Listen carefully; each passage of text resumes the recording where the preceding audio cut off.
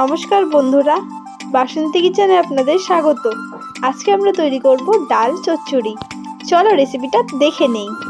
আগে থেকে আমরা মুসুরির ডাল ভিজিয়ে রেখেছিলাম। ওই মুসুরির ডালে কুচনো পেঁয়াজ দিয়ে, কাঁচা লঙ্কা দিয়ে, ডাঁটা দিয়ে, একটি কড়াইতে তেল দিয়ে, শুকনো লঙ্কা দিয়ে, কালো জিরে দিয়ে নেড়ে চেড়ে নিচ্ছি। শুকনো লঙ্কাটা ভাজা ভাজা হয়ে গেলে এখন ডালগুলো দিয়ে দিচ্ছি। স্বাদ মতো নুন, হলুদ দিয়ে নেড়ে চেড়ে নিচ্ছি। এখন এগুলোকে একটু ভাজা ভাজা করে নেব।